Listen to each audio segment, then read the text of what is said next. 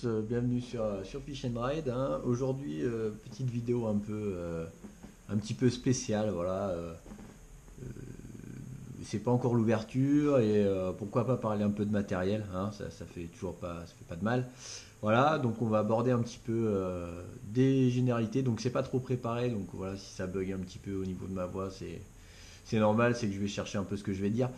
Donc on va aborder un petit peu les généralités concernant les poissons nageurs, un petit peu aborder aussi le contenu de ma boîte à pêche et puis voir un petit peu de, voilà, de choses particulières sur les leurres. Voilà. Alors, un petit peu savoir quand est-ce qu'on utilise tel ou tel type de leurre et pourquoi pas après faire un petit point aussi sur mes cannes et aussi les différents types de cannes et pourquoi pas aussi faire un point de vue général sur quel moulinet utiliser pour la pêche à la truite en rivière, ruisseau et puis quel type de canne et aussi parler pourquoi pas du nylon. Voilà, donc on va essayer de faire ça bien, pas trop bugger et puis voilà, on verra bien. Donc on attaque sur les trois grands types de leurres dures. On a dans un premier temps les lipless, voilà, qui s'attachent vers le haut. Je reviendrai un peu sur l'utilisation du lipless et pourquoi pas c'est plus et c'est moins. On a ensuite la famille des minots, voilà, et ensuite on a la famille des crankbait, voilà. Donc avec des formes différentes. Le crankbait plutôt une forme court et trapue. Le minnow comme c'est une forme d'alevin donc très allongé et le lipless qui est toujours assez haut et très fin. Voilà. Donc, euh, donc ça c'est vraiment les trois grands types de leurre dure.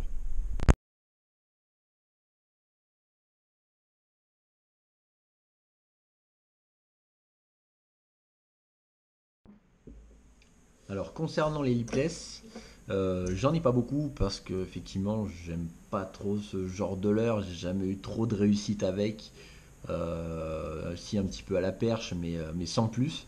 Donc j'en ai que deux. Voilà, ils sont très anciens donc vous m'excuserez le- la tronche de celui-ci, hein, vraiment un peu crado tout ça. Donc le lipless en fait, comme je l'expliquais, c'est un poisson nageur sonore. Voilà, il y a toujours quand même pas mal de billes dans les lipless. De mémoire, je ne sais pas s'il en existe des silent sans billes, mais à vérifier. Donc, sachant que je suis pas ultra fan de billes pour la truite, euh, j'ai j'ai jamais eu trop de résultats avec. Voilà, j'ai essayé de faire des tests uniquement à pêcher au Rattling Rap, voilà, au lipless. Et effectivement, ben, j'ai jamais eu trop de résultats. J'ai eu des refus, quelques tapes, mais ça sans suite et ça n'a jamais été trop exceptionnel. Les seuls résultats que j'ai eu au lipless, c'était effectivement pour le brochet. Parce que le lipless, ça parcourt pas mal de terrain, c'est très sonore. On peut pêcher à mi-eau avec le leurre. Et effectivement, ça peut fonctionner en leurre de power fishing, voilà, pour battre un maximum de terrain, faire un maximum de bruit pour réveiller les poissons et les attirer de loin. Le lipless, on essaye de pas trop le ramener en linéaire, parce que effectivement, il va nager comme ceci, voilà, en vibrant de cette manière. Donc, on essaye plus d'avoir une animation de haut en bas. Et donc du coup ça nous permet effectivement presque de pêcher à la verticale sur certains pools. Voilà, c'est vraiment l'utilisation du lipless, notamment concernant la truite. Donc pour ma part je suis pas ultra fan, comme vous l'aurez compris. Donc je vais pas trop m'attarder là-dessus. Donc pour les minots, on a des minots, donc des poissons nageurs de type minot en flottant, donc floating. On a des minots en suspending et on a des minots en sinking. Alors, les minots en flottant, c'est comme vous le savez tous, c'est effectivement, on va avoir le leurre, on va lancer le leurre, il va être plus léger que des suspending et plus léger et forcément que des coulants. Donc, il va s'animer, il va plonger quand on va ramener et quand on va quand on va s'arrêter de récupérer, le poisson nageur va remonter vers la surface. Voilà, c'est plutôt pas mal quand on pêche sur des endroits pas trop profonds et qu'on doit passer par exemple au-dessus d'un obstacle. Eh ben, on peut laisser le poisson nageur remonter à la surface et après reprendre son animation.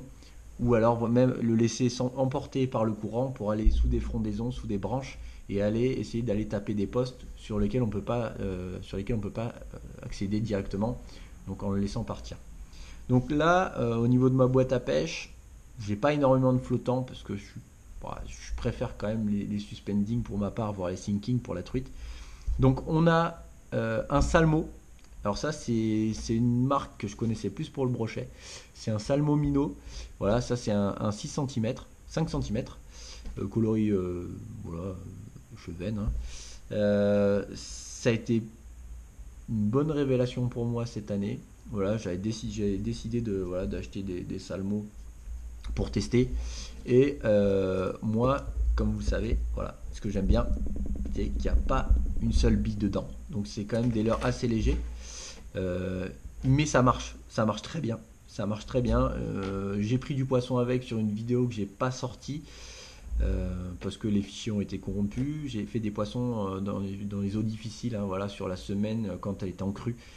Et franchement, première sortie avec, vraiment j'ai fait du poisson, donc vraiment très très belle, très beau, très bon leurre. Voilà, le salmo minnow en 5 cm flottant. Donc sans bille. Ensuite, on a un petit rapala assez ancien, hein, un rapala articulé couleur Yveron 6 cm. Donc articulé, je suis pas ultra fan, j'ai jamais trop eu de résultats avec. Et ensuite on a du leurre de chez Lucky Craft, on a des crapis.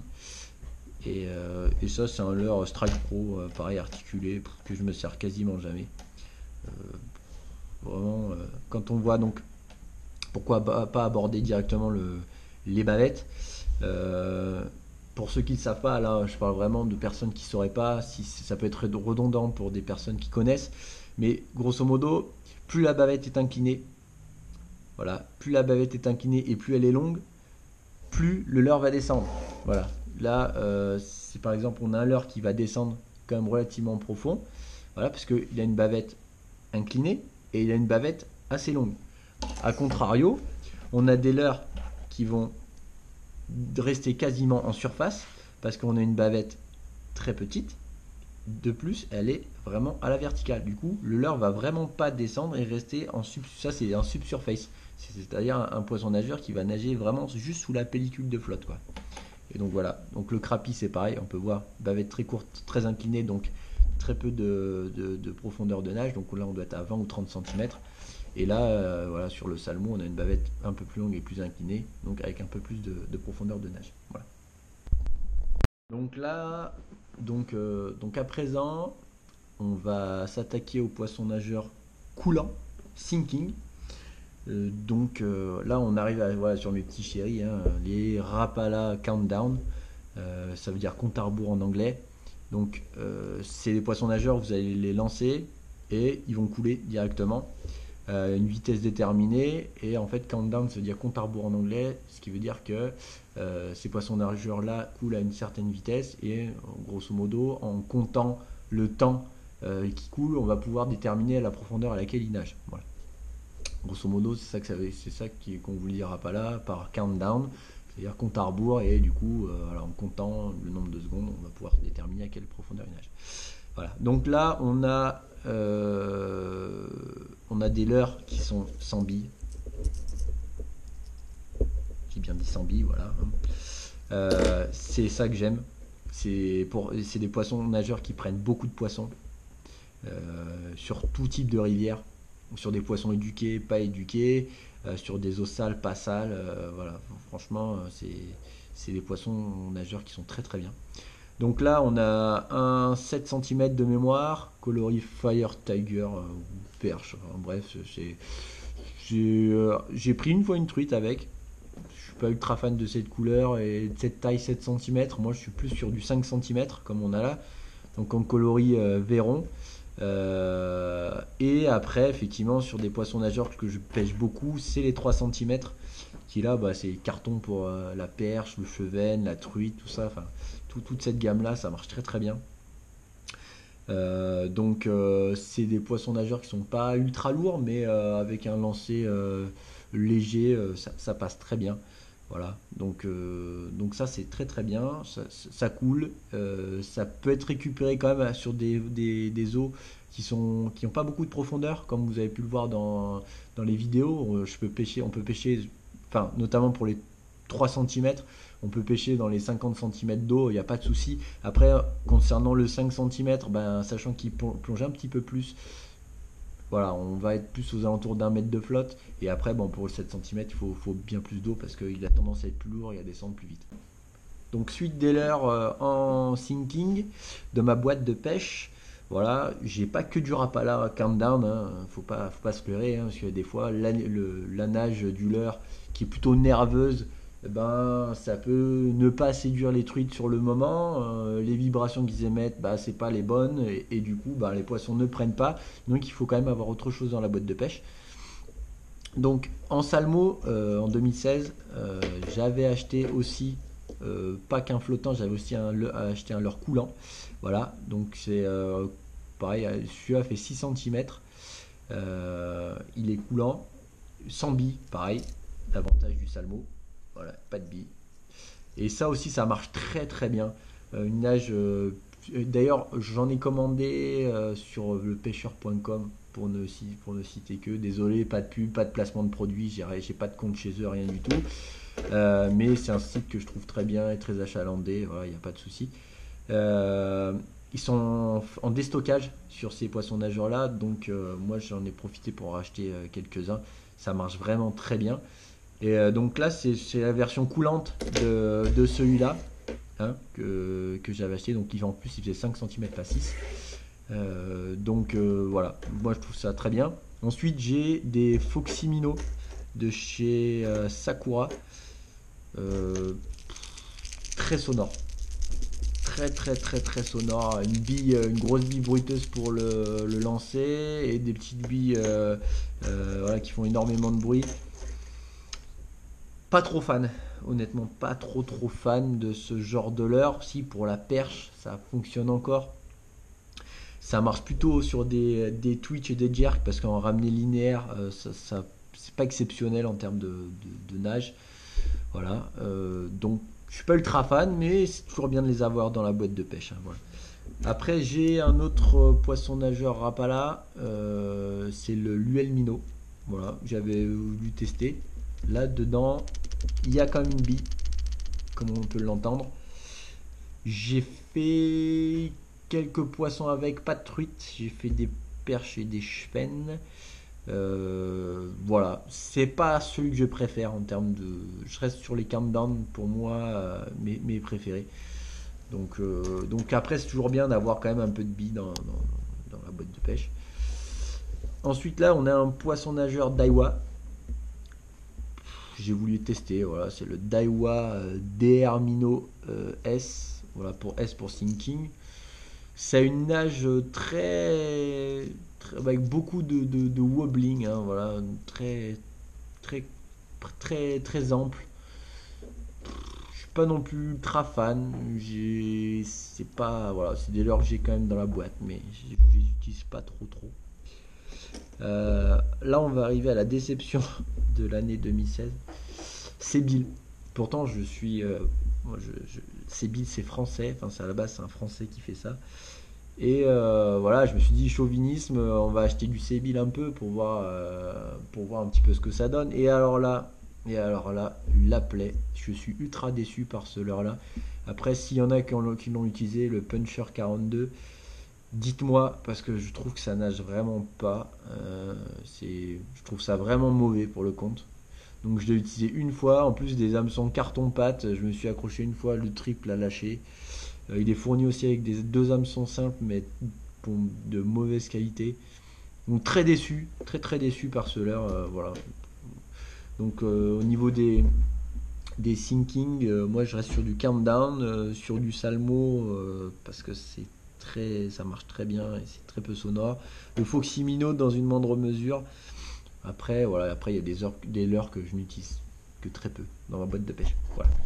Donc, on arrive au poisson nageur suspending. Donc, suspending, ça veut dire suspendu en anglais.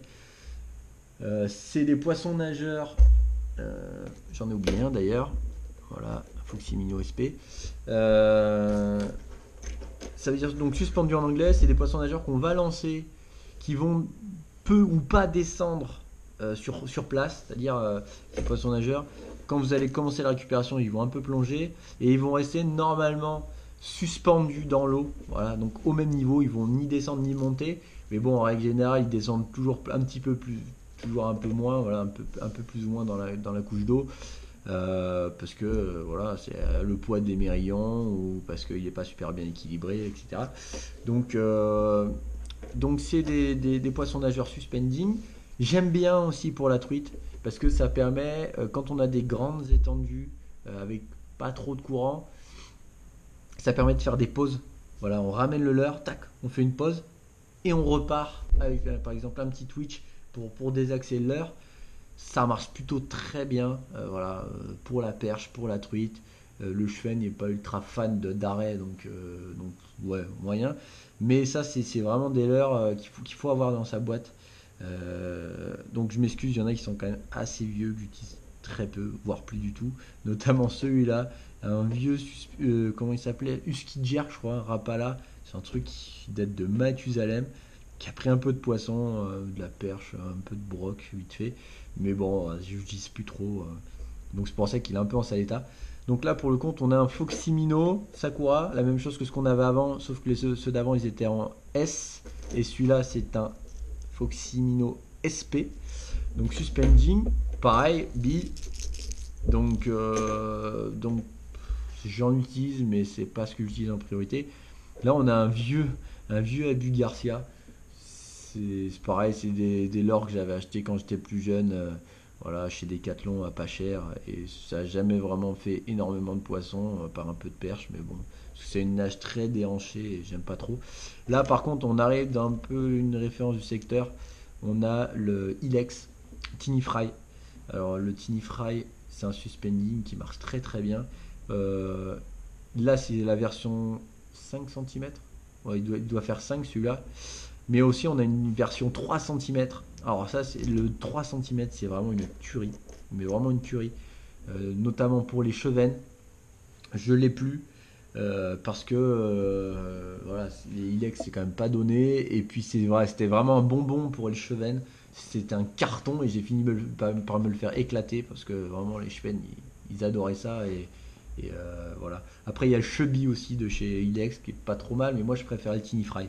Le chubby, c'est un peu cette forme-là. C'est un peu un mini crank. Mais moi, je préfère quand même le Tiny Fry. Et on a le Gamera. C'est Gamera. Ça va être River Tushy, je crois, de mémoire. Ou je sais plus. Ouais, ça va être. Non, ouais, ça va être ça.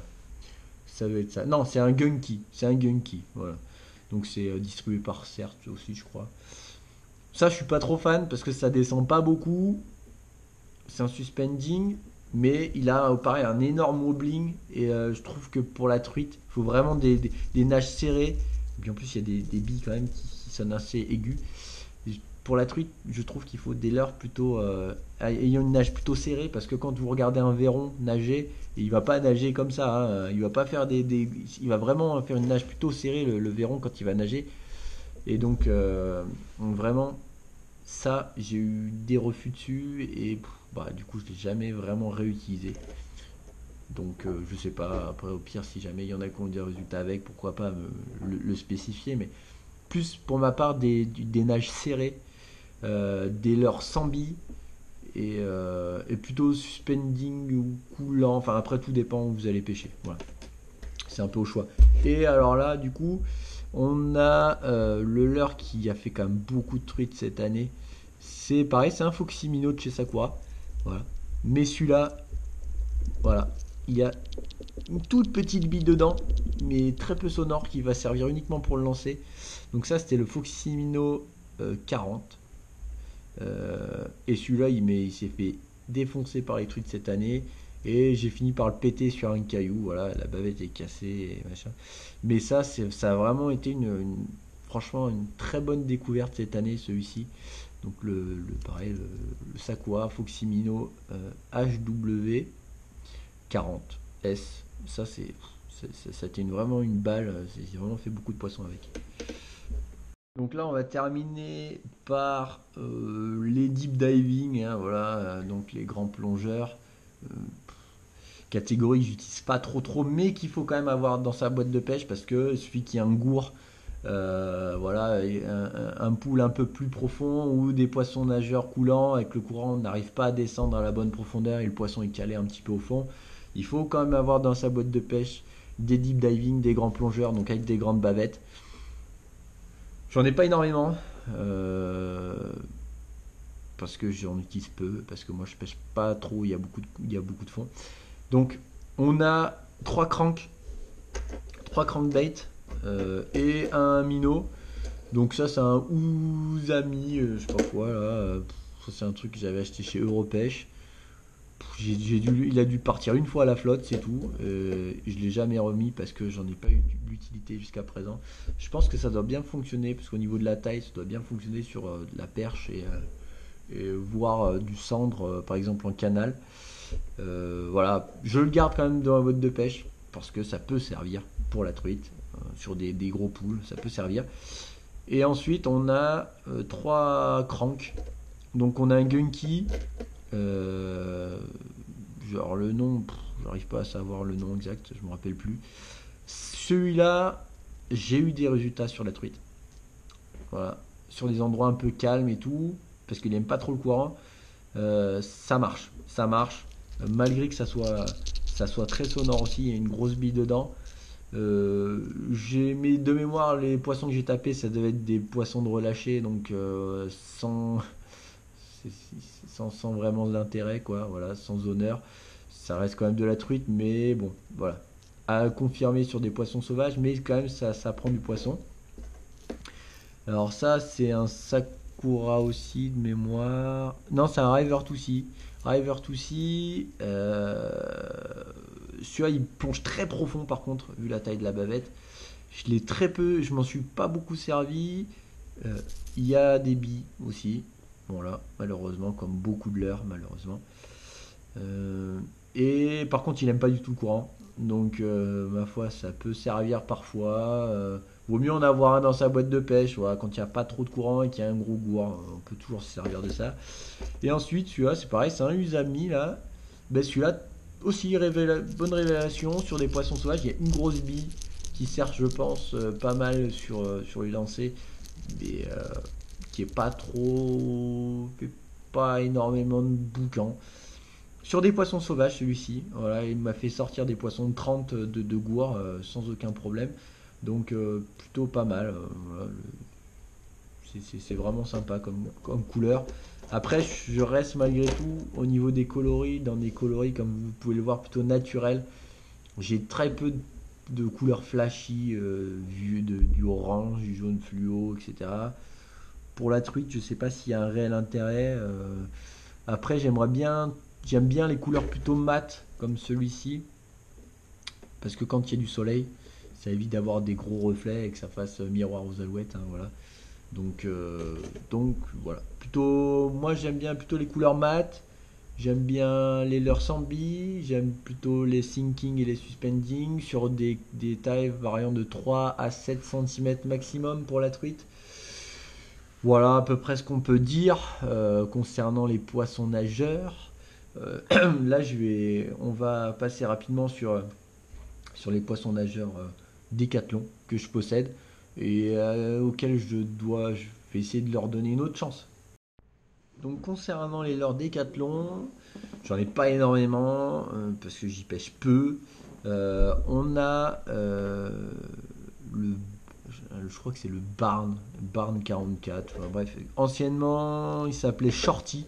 Donc ça c'est un petit poisson nageur qui fait encore des résultats. Voilà, c'est à peu près le seul que j'utilise peut-être encore régulièrement. pour de la perche. Ça fait son poisson, hein. C'est pas exceptionnel, mais ça fait son poisson. Et après, bah, par contre, ces trucs-là, je suis pas ultra fan parce que d'une, celui-là, il nage de traviole. Et celui-là, comme bon, c'est pas comme vous avez pu le voir sur la vidéo test des leurs décathlon. Je sais pas si on voit bien. Ouais, celui-là. Hein. Euh, Ça n'a pas une nage exceptionnelle. Je pense que ça fait du poisson. Je tâcherai de leur donner une autre chance cette année, en 2017. Je vais en racheter quelques modèles, comme on a pu me le préciser dans les commentaires. J'essaierai. Au pire, je referai une session uniquement leur décathlon. Il faut que j'essaie de trouver un peu plongeant en 3 cm ou 5 cm, 3 cm dans l'idéal chez Decathlon, voir ce qu'ils ont. Parce que ça plonge trop. Ça, c'est une forme crank. Et du coup, c'est pas forcément que ça plaît à la truite. Et après, le reste fait 7 cm. Donc, c'est trop gros la plupart des cas. Dans la plupart des cas. Voilà, donc j'ai que ça en termes de leur décathlon. J'ai un espèce d'imitation, donc un stick bait, l'imitation Samy. Ça, j'ai dû faire quelques perches dessus, mais ouais, ça vaut pas un Samy quoi. Et puis un popper, ça c'est pas dégueu encore. Pas dégoûtant, excusez-moi. C'est pas dégoûtant, ça fait son petit pop tranquille, ça nage en walking the dog. Ça prend quelques perches voilà, en surface. C'est pas. Je vais pas m'attarder là-dessus. Donc après, ce qui est important aussi d'avoir dans sa boîte à pêche, vous allez le voir tout de suite. Voilà, ce qui est important, ce qu'il faut vraiment pas négliger, malgré que ça soit vieux comme le monde, c'est les cuillères tournantes. Voilà. Ça peut être vraiment des sauve-capotes parce que ça passe où il y a très peu d'eau, ça fait un certain type de vibration différente des poissons nageurs, il n'y a pas de billes, il n'y a rien. C'est quand même important, même si j'y pêchais plus beaucoup. L'année dernière, ben, malgré tout, c'est un leurre peu technique, mais voilà, il faut toujours avoir quelques cuillères dans sa boîte, c'est important. Donc pour la truite, si vous allez sur des poissons, voilà, entre 20 et 30 cm, ça sert à rien d'aller au-dessus de la numéro 2. Exceptionnellement de la numéro 3, mais de la numéro 2 ça suffit. D'ailleurs on voit que j'en ai quasiment pas. J'ai une vieille rouge et une vieille fluo de ma jeunesse, quand j'étais tout petit, que je pêchais beaucoup à la cuillère tournante parce que je savais pêcher qu'à ça. Voilà, j'ai pas grand chose en termes de cuillère tournante. Pour moi, les tailles utilisables pour la truite et les couleurs, ça reste. Enfin, moi j'aime bien les Aglia. Hein, voilà. Les Aglia numéro 1, 0. J'en ai une dorée, une argentée, donc j'en ai pas beaucoup. Voire 0-0. Voilà, quand on est sur des tout petits poissons, ou que les poissons chassent des tout petits poissons de fourrage, voilà, le 0-0, c'est très bien, même pour le cheven. Pour les types de palettes, je vais pas m'y attarder trop parce qu'il y a certainement des vidéos qui sont plus explicatives que ça, mais grosso modo, les palettes type ongle, comme cela, nagent plus loin de leur axe, un peu comme ça. Sont moins adaptés au fort courant que des palettes type feuille de saule qui sont très allongées, j'en ai pas, très allongées et qui nagent donc qui tournent plus près de leur axe, qui descendent du coup par le fait plus profondément que ces palettes feuilles de saule. Voilà, c'est à la cuillère et en général pour la truite. Moi je suis adepte, pour pas se faire repérer, de pêcher vraiment d'aval vers l'amont parce que le poisson, la truite, est toujours posté donc dans le sens du courant. Donc vous arrivez par derrière, vous lancez à 5 mètres, 10 mètres, et vous revenez comme ça dans le sens inverse du courant, et c'est comme ça qu'on déclenche les attaques. Après, sur des rivières plus profondes, là on parle sur des rivières qui sont peu profondes, où on est facilement repéré. Sur des rivières plus profondes, il y a moins de soucis, et où il y a moins de courant forcément. Il y a moins de soucis parce que les poissons peuvent moins facilement nous repérer. Donc sur les petites rivières, les petits ruisseaux, obligatoirement pêcher d'aval vers l'amont. On remonte le courant et on ne le descend pas, sinon vous n'allez pas faire grand chose. Voilà. Et j'avais oublié une chose, c'est vieux, ça ressemble à pas grand chose. Celle-là, elle est vieille comme Hérode, hein, c'est un truc de fou. Mais c'est de l'ondulante. Euh, Moi je dis une ondulante en 0,0 voire 0. Mais des fois, on sait pas pourquoi, ça va déclencher la touche. Alors normalement j'en ai aussi une rouge, mais alors je sais pas où elle est passée. Ça peut déclencher des attaques parce que ça fait ça nage différemment d'un poisson nageur, d'un leurre souple.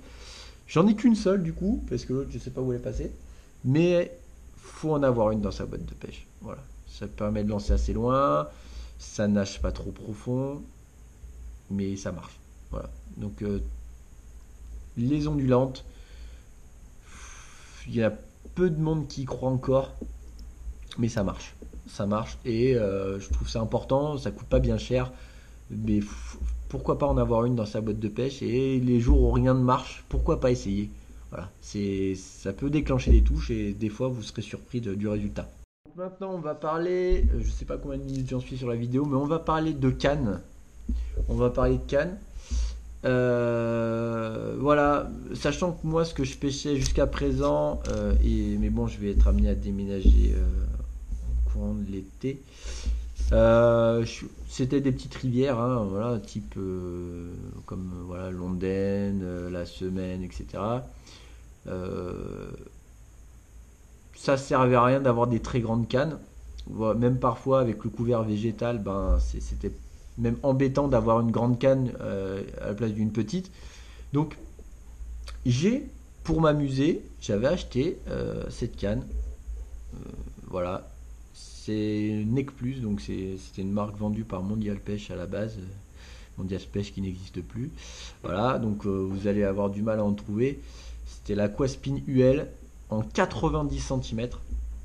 90 cm, c'est ultra marrant à pêcher avec ce genre de canne. Bon, c'est pas, du coup, c'est un peu chaud de lancer avec ça. C'est pas, c'est une nouille, hein. Ça a très peu de nerfs. Euh, et pour animer des poissons nageurs, c'est un peu mou. Voilà, donc en lancer ramener, ça marche très bien. Mais si vous commencez à vouloir faire des animations type Twitch, Jerk, etc., c'est pas ça qu'il faut prendre. Voilà. Ça, c'est vraiment des cannes pour le délire. Ou alors vraiment quand on est sur des tout petits ruisseaux qui font moins d'un mètre de large, où il y a très peu d'eau, où il y a un couvert végétal de foufou et où effectivement des grandes cannes, ben, on ne peut pas lancer. Du coup, on est obligé de passer avec des toutes petites cannes pour faire des petits lancers fouettés comme ça sous les arbres. Donc ça justifie à ce moment-là. Sinon, pour les cannes, partir sur du 1,80 m voire 2 mètres minimum. Voilà, et après, bon, tout dépendra de vous pêcher. Plus la rivière est grosse, plus vous allez utiliser des leurres assez lourds, et donc plus vous allez monter en termes de puissance, jusqu'à monter sur des cannes presque de type cendre, avec 20 voire 25 grammes de puissance. Voilà. Donc ça, comme vous pouvez voir, c'est tout petit, hein. 90 cm, une puissance de 0,5 à 4 grammes, c'est que dalle. Voilà. Ça permet presque même de lancer des appâts naturels euh, sans plomb. Voilà, un verre ou un verre de terre sans plomb, vous pouvez le lancer avec ça sans aucun problème. Et du coup, ça permet de surprendre par exemple des chevennes. C'est plutôt marrant de pêcher juste aux appâts naturels comme ça, sans plomb, sans rien, avec un tout petit moulinet et du petit fil, c'est vraiment marrant. Donc oui, c'est pas mal, mais c'est pas non plus exceptionnel. Après, en termes de... Moi, la canne que j'utilise le plus, c'est celle-ci. Voilà, donc c'est Peson et Michel qui fait ça. C'est la spécialiste source troute lourd. Alors, je pense qu'elle a dû changer peut-être de nom parce que cette canne-là, je crois, elle doit avoir 2 ans. C'est pas non plus c'est pas du haut de gamme, hein. Je sais plus comment j'ai payé ça, 50 euros je crois à l'époque, peut-être un petit peu plus. Donc voilà, c'est une ML. Il y en a qui peuvent dire que c'est peut-être un peu gros, mais encore ML 312 grammes, hein. Voilà, bref. Pour moi, du ML, c'est un peu plus gros que ça. Donc ça fait 2,10 m. Donc c'est super bien. Moi, j'aime bien cette canne. Franchement, je l'adore. Je l'emmène même à la perche, voire au brochet light, quand faut pêchez en weightless ou voilà, sur des leurres sans plomb. Elle a une bonne réserve de puissance. Comme vous avez pu le voir, ou vous allez voir selon l'ordre que je vais sortir la vidéo, j'ai fait un beau poisson dernièrement, enfin l'année dernière avec. Euh, Moi j'aime beaucoup cette canne. Action de pointe, pour la truite, je pense que c'est nécessaire, à part si vous pêchez euh, à la cuillère tournante. À ce moment-là, une semi-parabolique, ça suffira largement parce que vous n'avez pas d'animation à faire et au contraire, ça évitera que le poisson se défonce la bouche à l'attaque. Voilà, la canne va plier plus à l'attaque et ça évitera que le poisson se déchire la bouche. Mais comme la plupart du temps, les gens essayent d'avoir une canne plutôt polyvalente pour utiliser aussi bien des leurres souples que des poissons nageurs, que de la cuillère tournante, que de la cuillère ondulante. Le moment venu, à ce moment-là, ouais, plutôt partir sur une action de pointe. 3-12 grammes, c'est pas mal sur des rivières pas trop grosses. Après, au-delà, effectivement, il faut monter en puissance. Mais voilà, 2 mètres, 2 mètres 10 sur une puissance jusqu'à 15 grammes, c'est pas mal. C'est pas mal du tout. Et puis, l'avantage de cette canne-là, ce que j'aime bien, c'est que malgré tout, elle reste relativement résonnante quand on doit gratter un petit peu au leurre souple. C'est pas mal. C'est pas mal. À coupler en termes de moulinet, c'est pareil, tout dépend où vous allez pêcher. Tout dépend où vous allez pêcher, mais moi je suis plus à partir effectivement sur des tailles 1000 à 2000. Sur des tailles 1000 à 2000, ça sera aussi dépendant d'où vous allez pêcher, parce que le ratio de récupération sera pas le même entre un 1000 et un 2000. Bon, ça c'est un petit exage de chez Shimano, hein, ça n'a rien d'exceptionnel en termes de gamme. Je suis sur un taille 1000. D'ailleurs, c'est même pas un exage. C'est la bobine de l'exage, mais c'est un autre. Parce que j'en ai un autre. J'ai un exage aussi en 1000 que j'utilise pour pêcher au feeder. C'est pas mal. Moi 1000 ça me va bien sur des rivières qui ont pas trop de courant parce qu'au-delà on est vraiment obligé de récupérer vraiment vite. Donc un 2000 sur des rivières qui poussent un peu plus, je pense que c'est pas mal.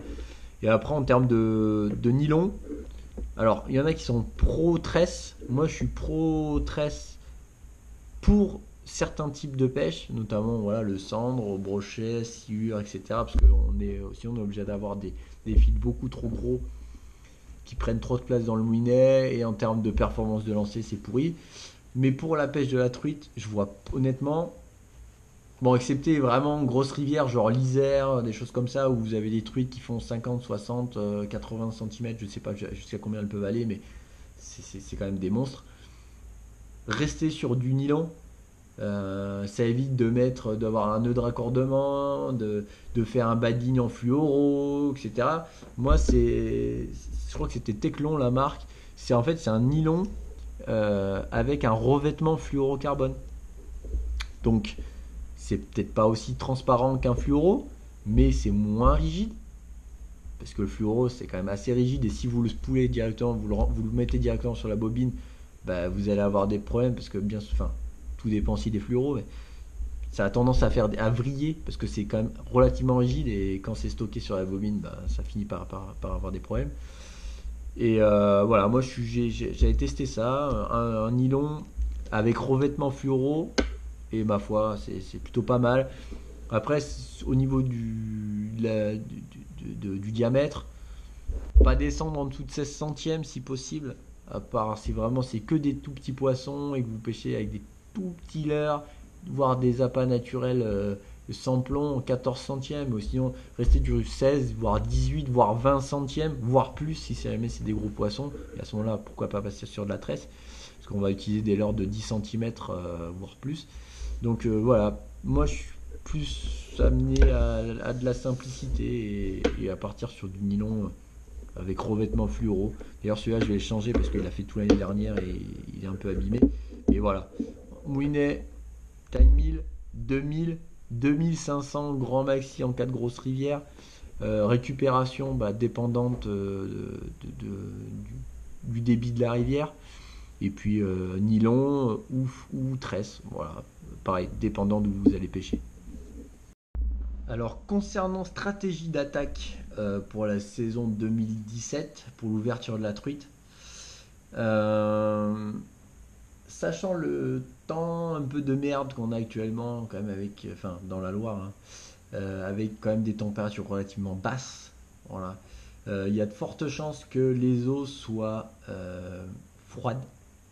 Oui, s'il fait pas beau, l'eau peut pas chauffer. Donc, et en plus, si jamais il y a des eaux chargées, alors là, si nous on pêche les haulers, voilà, nous on est pêcheurs haulers. Si on veut réussir dans des conditions pareilles, ça va être compliqué. Il va falloir sortir les leurres souples. Si on a des conditions avec des eaux claires, pour ma part, de toute façon, je pense qu'il va falloir essayer de les faire bouger avec des gros leurres. Moi, ma stratégie d'attaque, ça sera peut-être du gros leurre. Parce que cette année, je vais essayer de taper des rivières où il y a des gros poissons.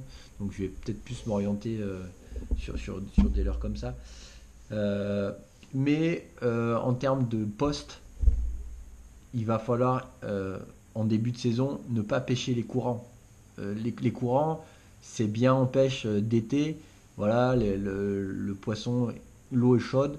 Le poisson a besoin d'oxygénation, ils sont pleines balles, ils sont tout vifs, et donc ils cherchent les courants pour gober, pour tout ça, ils sont super actifs. Début de saison, l'eau étant froide, le poisson il n'est pas bête. C'est dans la nature, c'est un ratio énergie récupérée quand il mange quelque chose sur ratio dépensé sur l'énergie qu'il va dépenser pour aller manger cette proie.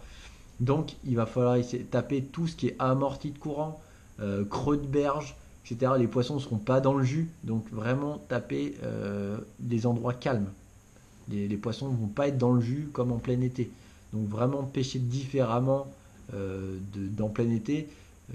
Si jamais il faut je sais pas, vous avez besoin de plus d'explications, faire des schémas ou montrer des photos avec, je sais pas, mettre des flèches ou des choses comme ça pour vous expliquer un petit peu les postes types à pêcher. Pourquoi pas, si vous le demandez, moi je veux bien essayer de le faire. Mais vraiment, pour ma part, je trouve qu'en début de saison, vu que les poissons risquent d'avoir un peu froid, plutôt privilégier des leurres assez gros pour les encourager à se déplacer et pêcher tout ce qui est amorti de courant, creux de berge, arrivée de tributaire qui fait un remous, etc. Vraiment, voilà, pour ma part, je pense que ça sera à peu près ma stratégie d'ouverture. Ça peut être différent selon où on pêche, hein. Si on est dans le sud-Gare ou dans l'Aveyron, des choses comme ça, et qui fait chaud, que les rivières sont déjà chaudes, ça peut être différent. Voilà. Donc ma foi, si jamais vous avez besoin d'autres renseignements ou vous voulez que j'aborde d'autres points, notamment sur les cannes, les actions des cannes, etc., pourquoi pas, hein. Moi je veux bien essayer de vous faire une vidéo explicative là-dessus. Mais bon, moi je pense que l'essentiel a été dit. Voilà. Donc, ben, ma foi, n'hésitez pas, si ça vous plaît, à commenter, à liker, etc., etc., etc. Moi, je trouve que c'était important d'aborder un peu les types de leurres pour la truite et un petit peu, pourquoi pas, voilà, faire un peu un état des lieux de ma boîte de pêche. Et voilà. Donc ma foi, portez-vous bien, bonne ouverture si jamais je refais pas de vidéo d'ici là, et ma foi, bonne chance. Allez, bye bye.